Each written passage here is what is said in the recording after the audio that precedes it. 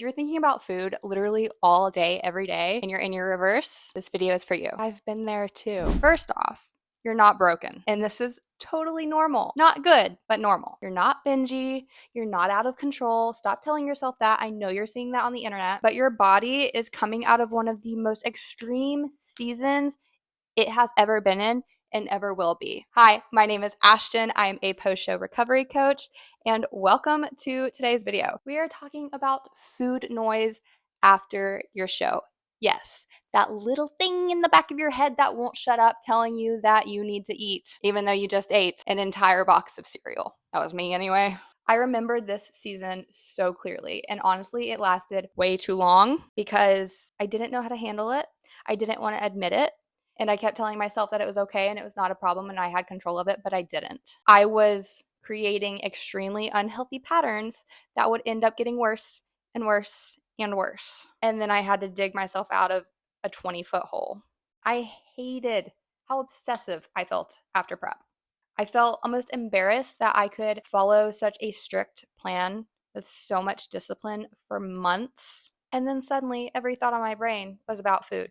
While I thought that was the case before during my prep, boy, was that a joke. So today I want to help you understand why this happens, both scientifically and emotionally, and what you can actually do to calm that obsession and feel normal again. Okay, let's start with something simple but extremely important. This is why the food obsession happens and the science behind it. When you diet to extreme leanness, your hormones don't just get low, they get completely dysregulated. I'm sure you've heard of ghrelin before, and this is your hunger hormone, and this actually skyrockets. Research actually shows that after long periods of restriction, ghrelin increases significantly, and this means that your hunger signals become louder and more persistent. It's your body screaming, "We need more energy now!" It's freaking out. You've probably also heard of leptin, and this tells you when you're full. And unfortunately, this tanks. It's produced by your body fat, which you probably don't have any right now, do you? When your body gets extremely low on fat, your leptin drops. And this makes it harder to feel satisfied even when you're full.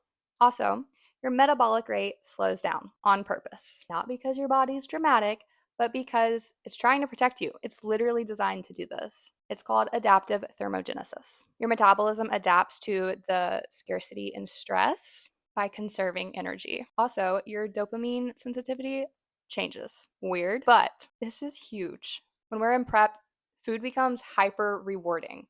It's like that extra 4 grains of rice is like winning a gold medal, you know? Your brain becomes more reactive to food cues like smells, certain textures, thoughts. I know something I struggled with was watching a lot of cooking shows or YouTube videos where they would go eat at a bunch of different places, and you don't even realize you're doing these things. But this is why you think about food more. Your cravings feel more intense and we start hoarding food to eat post-show. Don't recommend doing that, by the way. And you become obsessive even though you're eating enough now. It's like we can never get enough. This is your survival mechanism. God created our biology to work like this. It's doing what it's supposed to. But once again, that doesn't make it normal. And it's definitely not a character flaw. So don't be hard on yourself. We can fix this. Let's talk about why it feels like a loss of control mentally, because this part is huge. Believe it or not, your brain has so much power over everything. And you say you think you know that, but we don't act like it. So you've spent months in extreme structure. Your brain adapts to that restriction just like your body does. You have rigid rules, which leads to predictable dopamine hits, which leads to a feeling of safety. So when the rules loosen, your brain doesn't know what to do with that. It's too much freedom. We've been trained to be so rigid. So now you have scarcity mindset running in the background. You basically told your brain that we're starving for months. You can't just flip a switch and tell it has plenty that it needs in like 2 weeks. Doesn't work like that. Scarcity leads to obsession, hoarding energy, and thinking about food 24/7. Therefore, you have allowed scarcity or food to take over your entire life, basically. Not to mention your fear of weight gain amplifies everything. We don't want to be stressed. We are adding so much stress to our bodies. I know you want to heal and feel better, but there's still that fear. Don't act like there's not. Will I go too far? Will I lose all the hard work that I did? You're not wanting to go backwards, But really, that feeling of you going backwards is you going forward. This fear alone can keep you hyper focused on food because you're trying to control the outcome. Next is something that nobody really talks about, and I get a lot of messages about this, so I know it's there. And y'all just aren't talking about it. But I do really appreciate those of you who reach out to me and feel comfortable talking to me about it because you know this is what I do. And I hear it from everybody. So don't think you're alone. I promise you're not. I was there too. But let's talk about identity. You're confused right now. You have no super clear goal. And once you shift this mindset, it will change everything. It changed everything for me. I wish somebody told me this sooner. Discipline has become your comfort zone. Think about it. I know you don't want to admit it. We are living in that hustle mentality, but we're not in the season for that. We got to honor our season. When you're living in that discipline, you feel powerful, in control, focused, admired. You are held together by this structure. So now that it's over, you feel lost. And you are probably interpreting those lost feelings as needing more control and structure and discipline and hustle. But you don't need that right now. You do need structure. But you've got to get out of that mindset and give your body a break. We are learning discipline in a new way. We are now learning a slow discipline rather than that hustle discipline. It's time to rebuild. Baby, if you ever want to get on that stage again, you can't just not be feeding your body the way it needs to build. If you are in this sport, you know that the building doesn't come from the cut and the prep. It comes from that season of building before. So you've done this up before you decided to hop into prep mode. You were training like a baddie. I know you were. And you probably were in prep too, but it was a different type of training. Your self-worth can easily get tied up in how strictly and perfectly you follow the plan. So when you're not following your plan perfectly, you feel like something is wrong with you internally rather than your hormones, which is actually the case, not your physiology, not the aftermath of the most extreme thing you have ever done. And this is the emotional side of post-show eating that almost every competitor struggles with, but barely talks about. We hide behind the stage photos on her Instagram and keep reminiscing. Have you ever noticed that bodybuilding influencer that you are following is still posting pictures from their show 3 years ago that definitely doesn't look like that anymore? We have no idea what they look like right now, but they are so stuck on that peak physique that they had then. They can't outwardly express who they are now. Even though they are probably in a better place now than they were then, they're afraid to show who they are now because they're stuck in that identity. And if you're one of those people, I'm talking to you. This is for you. Honor who you are now because who you are now matters just as much as that girl on stage did. We have to learn to honor our season. We cannot get back on stage if we don't correct our hormones, we don't build muscle, we don't learn how to live life outside of prep. Because if we are doing this whole bodybuilding thing, we need to be adding this to our life, not our life to our bodybuilding. You know what I'm saying? Yo, I've never sat in this position before over here in this whole setup, but I'm having a hard time getting comfy. Woo, just popped my waistband. Yeah, I can't say I'm gonna film like this again, but it'll do for today.